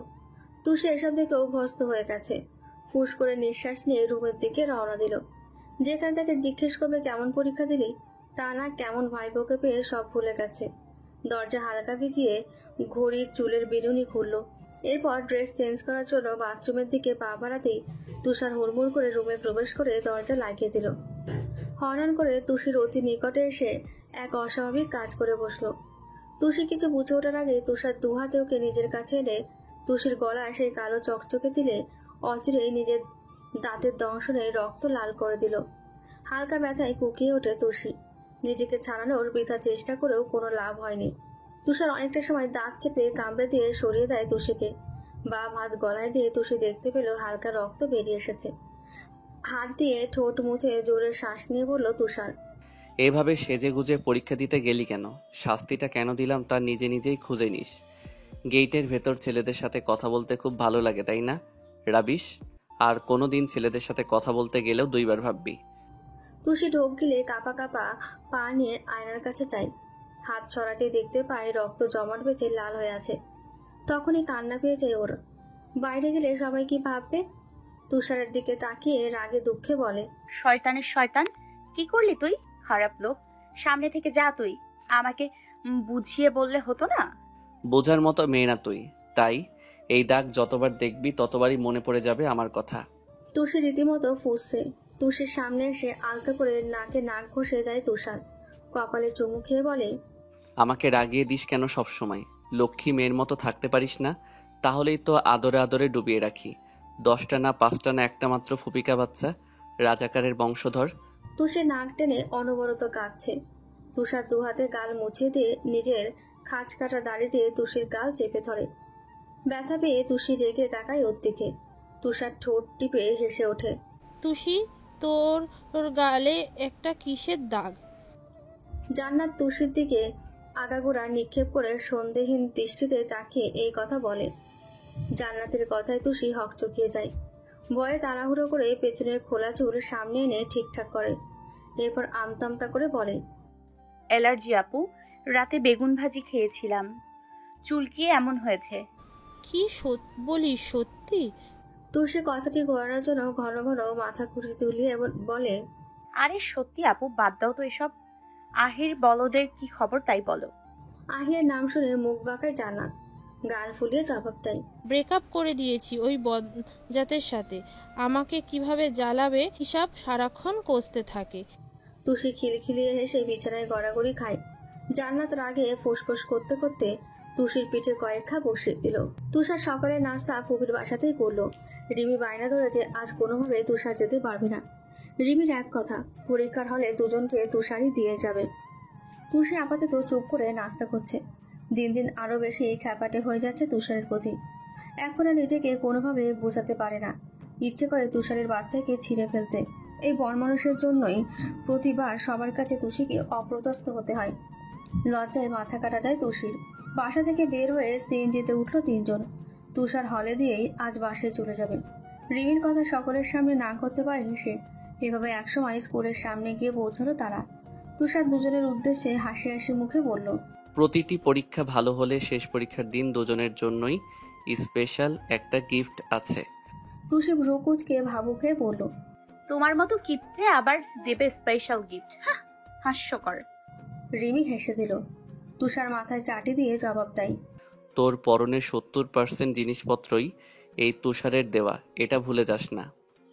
কচু দিয়েছো, কচু। তুষি মুখ ভেঙচি কেটে রিমির সাথে গেটের ভেতরে চলে গেল। তুষার মৃদু হেসে আলতাফ রহমানকে ফোন করে আসতে বলে নিজে বাসার উদ্দেশ্যে রওনা দিল। এভাবে কেটে যায় কয়েকটা দিন। পহেলা ফাল্গুনের প্রথম দিন জান্নাত উচ্চস্বরে তুষিকে ডাকতে থাকে। চোখে গুম গুম ভাব নিয়ে দরজা খুলে দেয় তুষি। জান্নাতের হাতে থাকা একটি প্যাকেট তুষির পানে বাড়িয়ে বলে, এই নে তুষি, তোর নামে একটা পার্সেল এসেছে। কি অর্ডার করেছিলি আমাকে বললি না তো? তুষি হতবাক হয়ে যায়। তার জানা মতে আজ থেকে 1 মাস অব্দি সে কোনো পার্সেলই অর্ডার করেনি। ঠোঁট ফুলিয়ে অনেক মনে করার চেষ্টা করে। এরপর জান্নাতের উদ্দেশ্যে বিস্মিত হয়ে বলে, আপু, আমি তো কোনো পার্সেলই অর্ডার করিনি। কে দিয়েছে এটা? তুই দেসনি, তোর নামেই তো ও এসেছে। যাই হোক, খুলে দেখ। আমি বরং যাই, আমার দেরি হয়ে যাচ্ছে। তুমি আজ কোথায় যাবে আপু? জান্নাত চোখ টিপ মেরে উত্তর দেয়, ভুলে গেছিস আজ কি ভালোবাসা দিবস? আহিরের সাথে ম্যাচিং করে কাপল ড্রেস নিয়েছি। রমনাতে ঘুরতে যাব দুজনে মিলে। যাক বাবা, এত দূর যাবে? চাচু যদি জানতে পারে তোমার পিঠের ছাল একটাও আস্ত রাখবে না। জানলে তো। জান্নাত বড় বড় পা ফেলে রেডি হতে চলে যায় নিজের রুমে। তুষি প্যাকেট হাতে বিছানায় বসে আনপ্যাক করে পার্সেলটা। বক্সটা খুলতে দেখতে পায় একটি টকটকে লাল শাড়ি, সাথে 2 জোড়া কাচের রেশমি চুড়ি, একটি গাজরা আর 2টি ম্যাচিং জুয়েলারিও আছে। শাড়িটা মেলে দেখতেই একটা হলুদ রঙের চিরকুট দেখতে পেল। হাত বাড়িয়ে ভাঁজ খুলতেই তুষারের গুটি গুটি হাতে যত্নে করা লেখাগুলো চোখে পড়ে তুষির। তুষু চুন্নি, শাড়িতে সেই কবে দেখেছিলাম, মনে পড়ছে না। তোর এই ছন্ন ছাড়া বদমেজাজি বিরক্তিকর আপন মানুষের প্রথম ফাগুনে তার প্রেয়সীর গায়ে লাল টকটকে শাড়ি পরিহিতা রমণীদের মতো বউয়ের রূপে দেখতে ইচ্ছে করছে ভীষণ। আজ সবার কাছে ভালোবাসা দিবস, তবে আমার কাছে পহেলা ফাল্গুন। শুভ পহেলা ফাল্গুন। সুইটহার্ট, আমার মতো এই অধমের অবাধ্য ইচ্ছে কি পূরণ হবে? হবে হবে, জানি হবে। তাই তো বিয়ের আগেই বউ রূপে দেখার লোভ সামলাতে পারলাম না। যাই হোক, অপেক্ষায় থাকবো জান। সামনাসামনি না হোক, ছবিতে মন ভরে দেখব আজ যার বিচরণ সব সময় এই বদমেজাজির বুকে। তুষারের চিঠিতে তুষির বুক কাঁপে। নতুন নতুন অনুভূতিতে মন হারিয়ে যায়। দম বন্ধ করা অবস্থা। চিঠিটা বাম হাতে নিয়ে শাড়িটা বুকে চেপে ধরে বিছানায় গড়িয়ে পড়ে সে। চোখ বন্ধ করে আনমনে অজানা খুশিতে হেসে বলে, এই কেমন পাগলামি তুষার ভাই, দিন দিন এমন হচ্ছে কেন? আমার এই ছোট্ট মন যে এত বড় বড় আশ্চর্য জিনিস নিতে পারছে না। মনে হচ্ছে এই বুঝি মরে টরে গেলাম। আর পারছি না তুষার ভাই, আর পারছি না।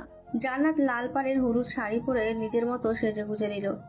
আয়না নিজেকে দেখে নিজেই যেন 1000বার ক্রাশ খাচ্ছে।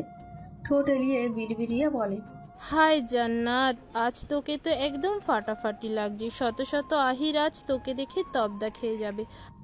এরপর বিছানা থেকে পার্স হাতে নিতেই ফোনে মেসেজে টোন বেজে ওঠে। ফোন অন করতে দেখতে পায় আহিরের মেসেজ। কখন আসবা তুমি? আমি সেই আধা ঘন্টা ধরে তোমার বাসার নিচে ওয়েট করছি। 5 মিনিটের মধ্যে নিচে আসো। বেশ, আসছি। মেসেজ সেন্ড করেই আপন মনে নরম স্বরে গান গাইতে গাইতে রুম থেকে বের হয় সে। ড্রয়িং রুমে আসতেই নাজমা বেগম পেছনে ডেকে বলে, এত সেজেগুজে কোথায় যাচ্ছিস তুই? ব্যাপার কি বলতো? জান্নাত পড়ে মহাবিপদে। ভয়ে হাত পা ঠান্ডা হয়ে যায়। কখনো মায়ের সাথে সে মিথ্যা বলেনি, তবুও খপ করে বলে ফেলে, সব ফ্রেন্ডরা মিলে আজ প্ল্যান করেছি ঘুরতে যাব মা, আর ফটোগ্রাফি করব। নাজমা বেগম চোরা দৃষ্টিতে জান্নাতের পানে তাকিয়ে বলে, সত্যি ঘুরতে যাচ্ছিস? কয়জন যাচ্ছিস? আসবি কয়টায়? পরেই চলে আসবো মা, বুঝোই তো ফটোগ্রাফি করতে কত টাইম লাগে, বলা তো যাচ্ছে না। নাজমা বেগম দমকাতে যাবে তখনই আমেনা বেগম সহ তুষি আর রিমিও আসে। তুষি দেখেই বুঝে ফেলে এখনই বের হবে জান্নাত। আমেনা বেগম প্রশ্ন ছুড়ে জান্নাতকে, শাড়ি পরে কোথায় যাচ্ছিস? আজ তানা আসবে আর তুই বের হচ্ছিস? কাকিমার কথায় জান্নাত যেন সাহস পেল, মুখে হাসি নিয়ে বলল, একটু পরেই চলে আসবো কাকিয়া, এখন যাচ্ছি, সবাই ওয়েট করছে। এই বলে আর এক মিনিটও দেরি না করে হনহন করে বাসা থেকে বের হলো জান্নাত। গেটের সামনে আসে দেখতে পেল কিছুটা দূরে গাছের ছায়ার মাঝে আহির রিক্সা নিয়ে বসে আছে আর ফোনে টাইম দেখছে। জান্নাত একগাল হেসে তার দিকে এগিয়ে আহিরের হাত চেপে ধরে। দেরি হয় আহির একবার জান্নাতের দিকে তাকাতেই অন্যদিকে ঘুরে দাঁড়ালো। সে জানে জান্নাত এখন অনেক কিছু বলে রাগ ভাঙাবে। জান্নাত ট্রেনে রিক্সায় উঠে মাথাটা জাহিরের কাছে রাখলো, এরপর বলল, হ্যাপি ভ্যালেন্টাইন্স ডে মাই জান।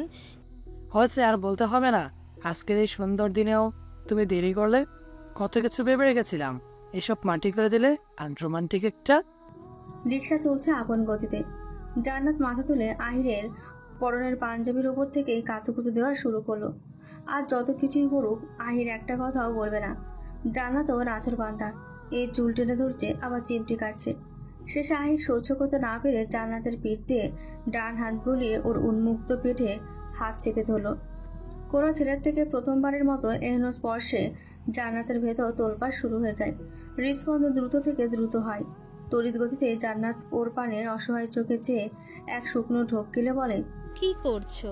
হাত সরাও আহির, আমার কেমন যেন লাগে। জান্নাতকে জব্দ করতে পেরে মনে মনে হাসে সে। এরপর আরো কাছে এসে সারা মুখে ফু দেয়, কানের কাছে ছোট ছুঁয়ে চুমু খেয়ে বলে, হাত সরাবো না আজ। আমাকে জ্বালাতে এসে এখন নিজেই জ্বলাও। এরকম আগুনের মতো সেজে এসেছো কেন? কেমন গভীরভাবে ছেড়ে দিতে ইচ্ছে করছে? ভুলে যদি আজ কিছু করে বসি, আমাকে দোষ দিতে পারবে না। জান্নাত থ বলে যায়। চুপচাপ বাম হাত দিয়ে অনবরত আহিরের হাত সরাতে গিয়েও ব্যর্থ হয়ে বসে রইল। আহির এবার জান্নাতের ঠোঁটে স্লাইড করতে করতে বলে, কি আছে এই ঠোঁটে? দেখলেই মাথায় আগুন ধরে যায়, নিজেকে সামলানো ভীষণ কষ্ট হয়ে যায়। এ কথা বলো না আহির, চলো কোনো এক পার্কে গিয়ে বসি। আগে বলো, আজ যা চাইবো তাই দিবে? জান্নাত ভয়ে ঢোক গেলে অস্পষ্ট স্বরে বলে, আগে শুনবো তারপর। হু করে হেসে আহির জান্নাতকে ছেড়ে দেয়। আলতো করে হাত ধরে বলে, আমাকে তুমি এমন ছেলে মনে করলে? কিছুই চাইবো না, শুধু তোমার ওই ঠোঁটে চুমু খেতে চাই। জান্নাত দুষ্টুমি বুঝতে পেরে ইচ্ছে মতো কয়েকটা কিল বসে দিল আহিরের বাহুতে। চিবিয়ে চিবিয়ে জবাব দেয়, বিয়ের আগে এসব কিছুই হবে না, যাও এখান থেকে। আহির চারপাশে এক পলক দেখে টুক করে জান্নাতের গালে চুমু খেয়ে কানের কাছে ফিসফিসিয়ে বলে, এই যে হয়ে গেল। এভাবে ধীরে ধীরে সব হবে সোনা, শেষে বাচ্চাও হয়ে যাবে। আহিরের ঠোঁট কাটা কথায় জান্নাতের কান দিয়ে রীতিমতো ধোঁয়া বের হচ্ছে। মুখ দিয়ে আর কোনো কথা বের হলো না ওর। লজ্জায় রাঙা হয়ে আহিরের বুকেই মুখ লোকালো সে। রিকশায় দুজনে এতটাই কথাই মত্ত ছিল যে পাশ দিয়ে আতিকুর রহমান বাইক নিয়ে যাচ্ছে এটা খেয়ালই করেনি। অনেকটা সময় আতিকুর রহমান তাদের থেকে অফিসে যাওয়ার জন্য তাড়াতাড়ি বাইক স্টার্ট দেয়। আজ বাসায় গিয়ে এর একটা বিহিত করতে হবে। তুষি দুপুরে গোসল করে পরিপাটি হয়ে তুষারের দেওয়া সেই মসলিন শাড়িটা যত্ন নিয়ে পরে নেয়।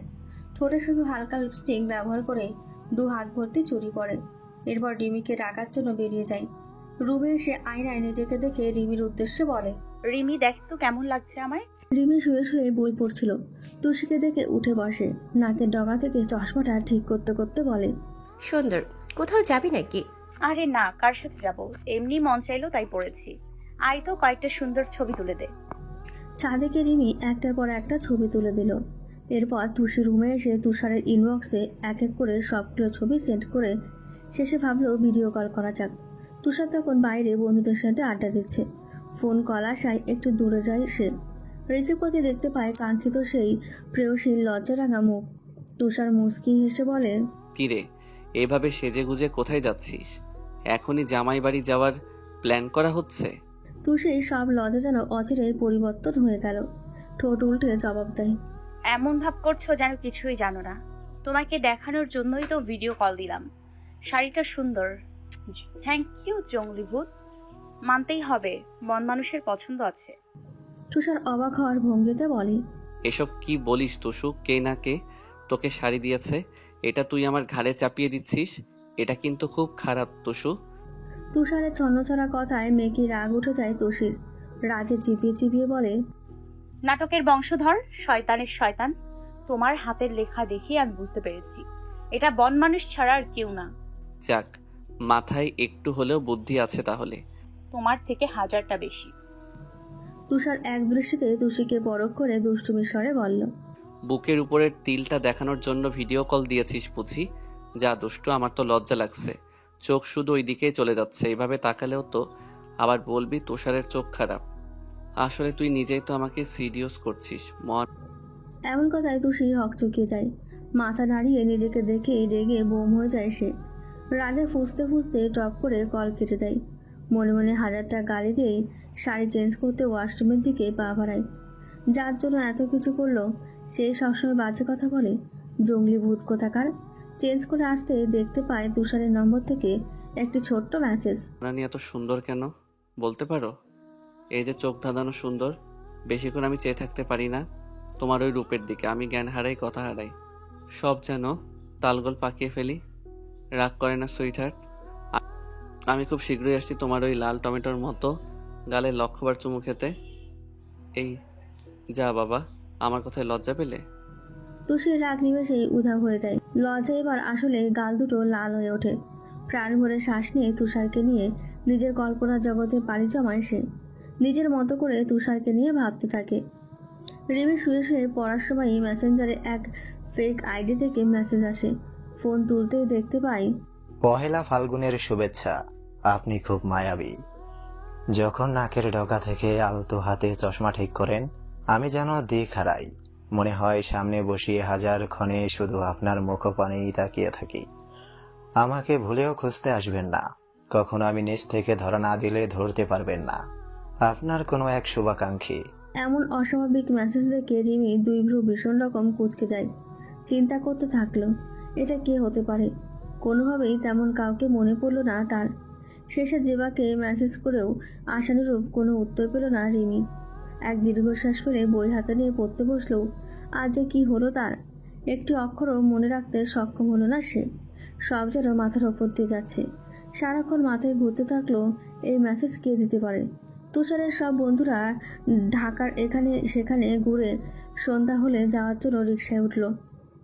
রাজপ্রাসাদে জায়সা যাওয়ার জন্য পা বাড়াতেই তার আগেই মিরাজ তড়িঘড়ি করে জায়সাকে রেখে রিকশায় উঠে পড়ল।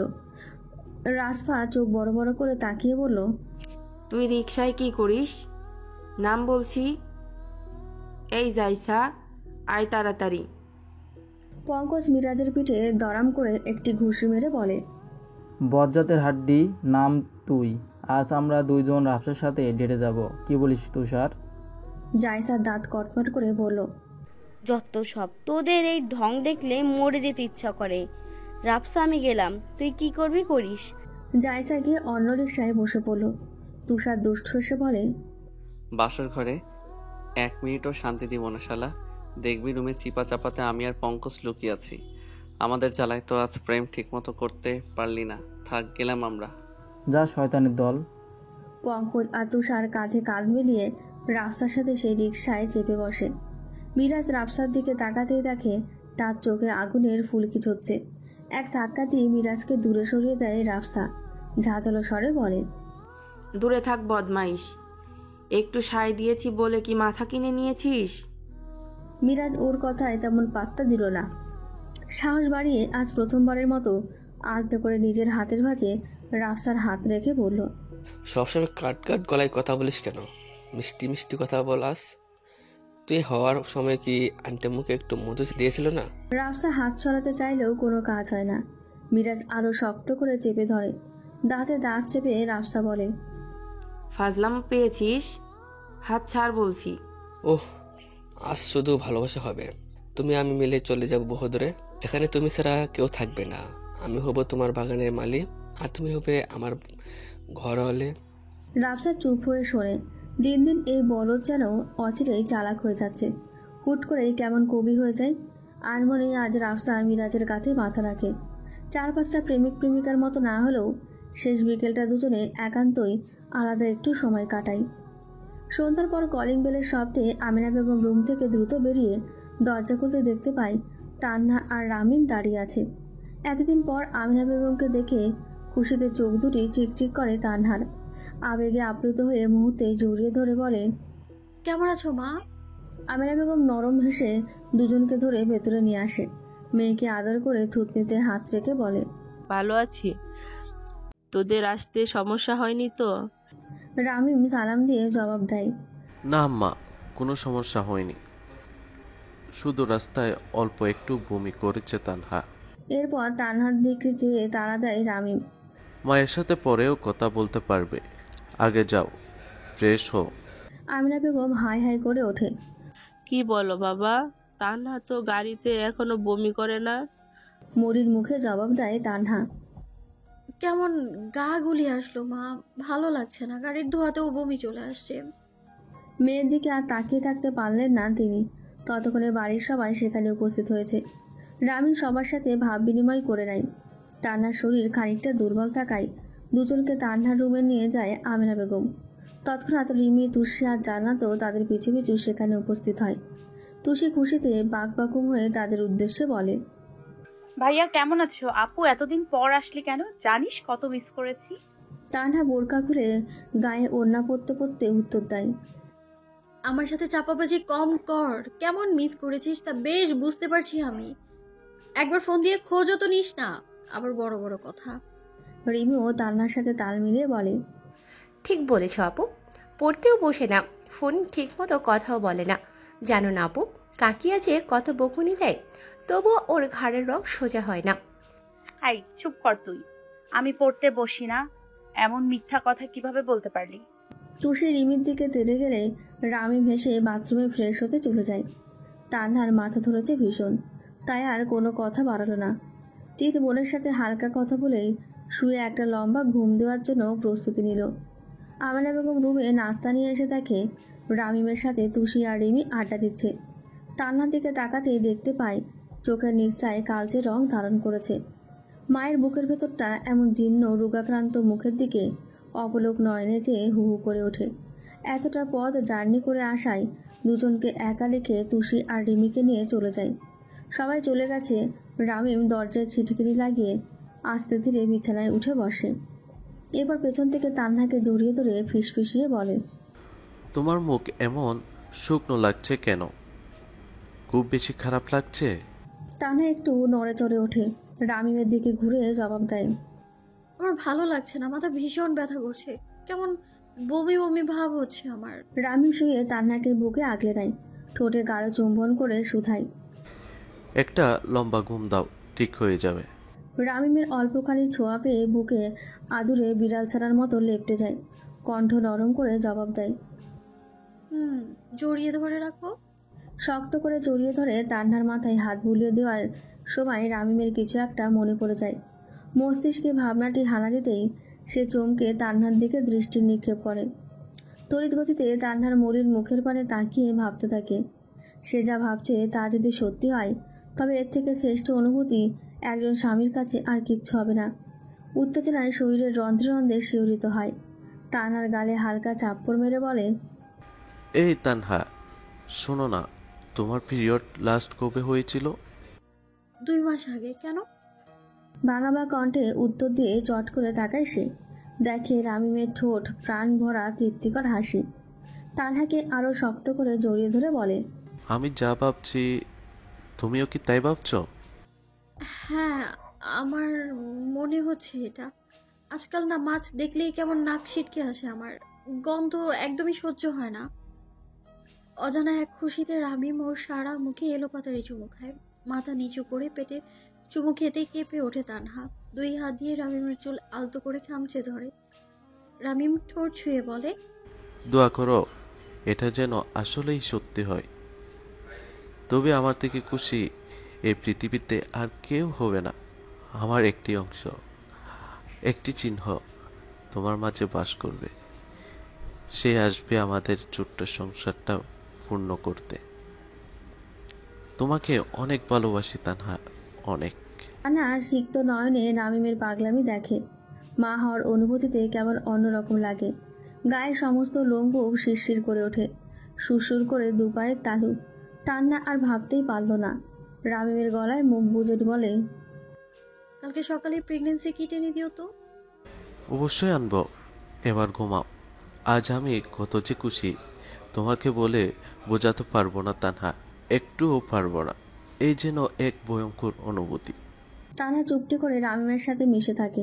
অজানা শিহরণে সারা শরীরে বয়ে চলেছে। রামিমকে শক্ত করে জড়িয়ে ধরে ঠোঁট ছোঁয়ায় বুকে।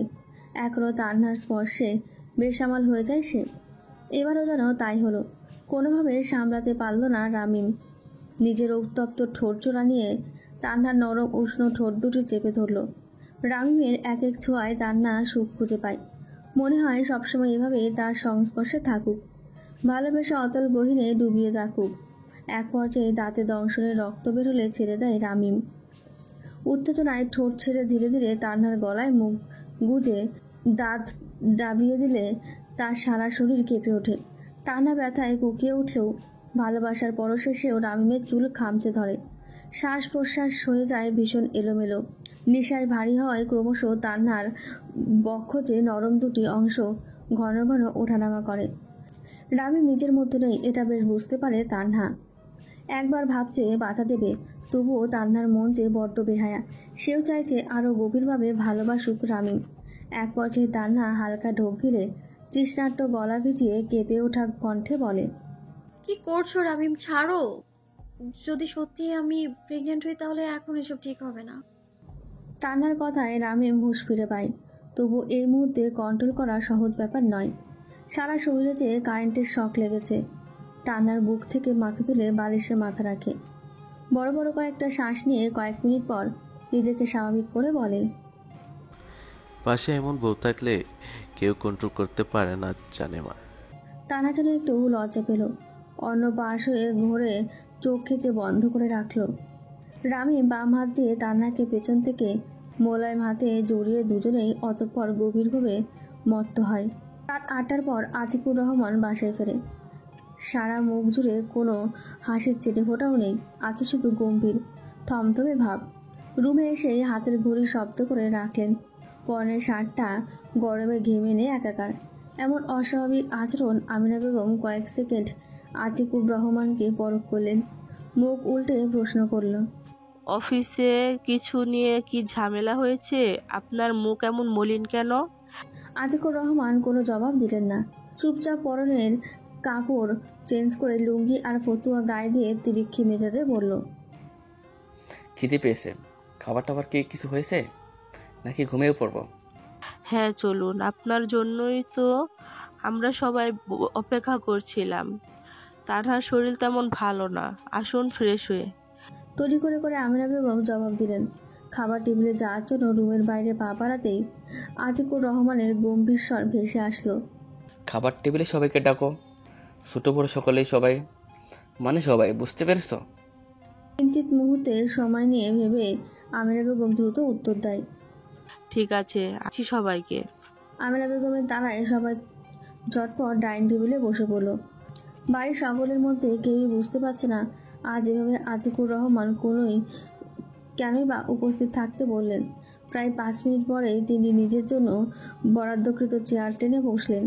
চোরা দৃষ্টিতে জান্নাতের মুখ পরখ করে রামিমের উদ্দেশ্যে বললেন, কখন এসেছ?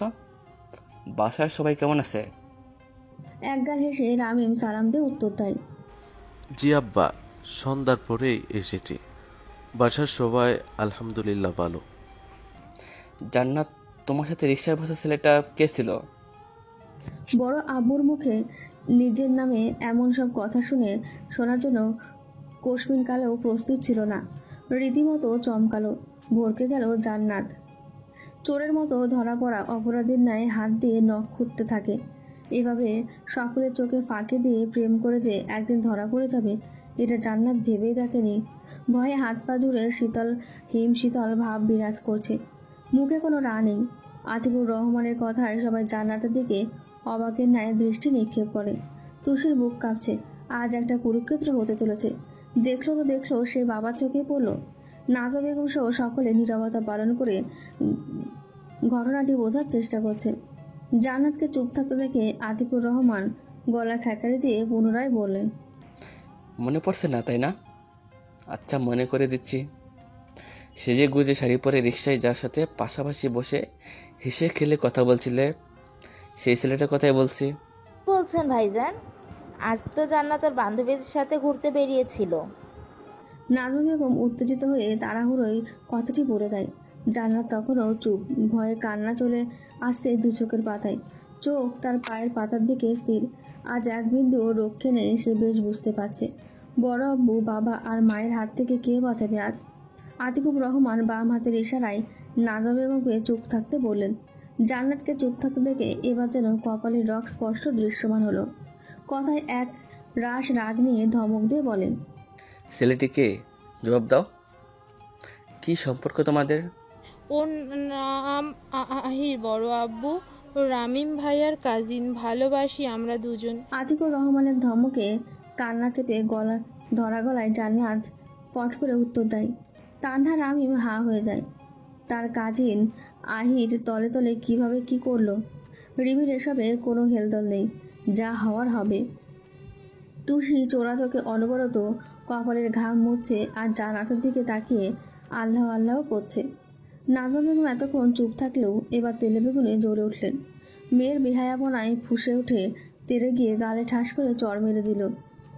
জান্নাতের চাপায় দুই হাত চেপে ধরে বলল, আজকাল আমাকে মিথ্যে বলে তুই এসব করিস?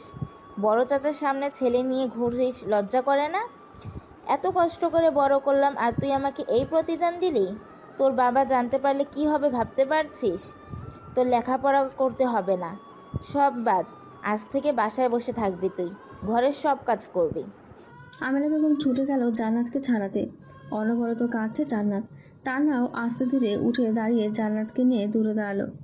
আমিনা বেগম শান্ত করার চেষ্টা করছে নাজমাকে। মেয়েটাকে আজ যা তা কথা বলতে এক বিন্দু পরিমাণও ভাবছে না। তিনিও রাগে দুঃখে কেঁদে যাচ্ছে। আমিনা বেগমের হাত ছাড়িয়ে আবারও মারতে যায় জান্নাতকে। যখন যা চেয়েছিস সব দিয়েছে তোদের। তোর বাবা কার জন্য এত কষ্ট করছে? আমাদের জন্যই তো পরিবার ছেড়ে এত দূরে থাকে। স্বাধীনতা কি কম দিয়েছি? এরকম পরিবার আর কোথায় পাবি বল? যা চেয়েছিস মুহূর্তে সব হাতের কাছে হাজির হয়েছে। আজ আমাদের মিথ্যা বলা শিখেছিস তুই? আতিকুর রহমান পরিস্থিতি বেহাল অবস্থা দেখে দু হাত মুষ্টিবদ্ধ করে মাথা টেকিয়ে ভাবতে থাকে। তুষি আর রিমি এবার ভয়ে চুপসে যায়। ছোটদের মতোই নীরবতা পালন করছে দুজনে। রামিম এই অবস্থায় এক পর্যায়ে মুখ করে, আমার জানা মতে আহির খারাপ ছেলে নয়, ভালো পজিশনে চাকরি করছে। এখনো বাজে কোনো নেশায় পড়তে দেখিনি। অন্য সকল ছেলেদের মতো সিগারেট ধরতেও দেখিনি। মেয়েলি ব্যাপারও নেই। আহিরকে নিয়ে আমি নিজে গ্যারান্টি দিতে পারি, ছেলে লাখে একটা। জান্নাতকে খুব ভালো রাখবে আমার বিশ্বাস। তারা তো ছোট নয়, এখন দুজনে বোঝার মতো বয়স হয়েছে। আপনারা ভেবে চিনতে বসে একটা সুষ্ঠু সিদ্ধান্ত নিন। এভাবে জান্নাতকে মারবেন না, দোষ দুজনেই। আপনি যদি জান্নাতের দিকে আর একবার হাত তুলেন তবে বুঝবো আপনি জান্নাতকে নয় আহিরের উপর রেগে আমাকে আঘাত করছেন। নাজমা রামিমের কথায় তাজ্জব বলে যায়। হাই হাই করে ওঠে সে। রামিমের হাত ধরে বলে, এসব কেন বলছো তুমি? মেয়ে আমার অন্যায় করেছে, শাসন করতেই পারি। তুমিই বলো কিভাবে পারলো রাস্তায় ঘুরতে? রাগ থামাতে পারিনি। বুঝেই তো মেয়ে দুটাকে বেশি ভালোবাসি বলে ওর মিথ্যা কথা হজম। অঝরে মা মেয়ে কেঁদেই যাচ্ছে। জান্নাতের চোখ মুখ মুছিয়ে কান্না বলে, আব্বু ঠান্ডা মাথায় একটু ভেবে দেখো, রামিম যেহেতু বলছে জান্নাতকে আজ হোক কাল হোক বিয়ে তো দিতেই হবে, তাই না? তাদের বরং আহিরের পরিবারের সবাইকে ডেকে সামনাসামনি কথা বলো। মেয়ের কথায় হালকা নড়েচড়ে বসে আতিকুর রহমান। সবাইকে গম্ভীর স্বরে চুপ করে থাকতে বলে। এরপর হাতের ইশারায় জান্নাতকে কাছে রেখে মাথায় আদুরে হাত বুলিয়ে দেয়। কণ্ঠ খাদে এনে প্রশ্ন করে, ভালোবাসিস আহিরকে? বড় আবুর কথায় দু চোখ ভরা অশ্রু নিয়ে ফ্যালফ্যাল করে তাকায় জান্নাত। মাথার উপর নিচ করে জবাব দেয়, হ্যাঁ ভালোবাসি। আতিকুর রহমান মনে মনে হাসলেও গমগমে গলায় বলে, সমস্যা নিয়ে ভুলে যা। আমি আমার মাকে 1 মাসের মধ্যেই আহিরের চেয়ে ভালো ছেলে দেখে বিয়ে দিব, যে তোকে আগলে রাখবে। এমন কথায় তুষি সহ রামিম তার নাও অবাক হয়ে যায়। এত কাঠখোট্টা মানুষ কিভাবে হতে পারে? ভালোবাসা কি অপরাধ? কিভাবে পারবে দুজন মানুষকে জীবন্ত লাশ বানিয়ে দিতে? রামিম ফুস করে নিঃশ্বাস ফেলে।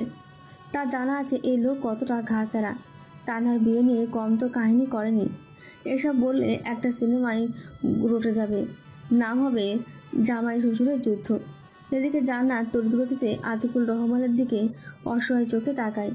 আজ সব ভয় লজ্জা মাটিতে মিশিয়ে বেহার মতো অনুনয় বিনয় করে জড়িয়ে ধরে বড় আব্বুকে। কাঁদতে কাঁদতে ভেঙে যাওয়া গলায় অস্পষ্ট স্বরে বলে, নিয়মিত ভালোবাসার গল্প শুনতে এবং পড়তে আমাদের অন্ধবিশ্বাস চ্যানেলটি সাবস্ক্রাইব করে পাশে থাকা বেল আইকনটি ক্লিক করুন। ধন্যবাদ সবাইকে।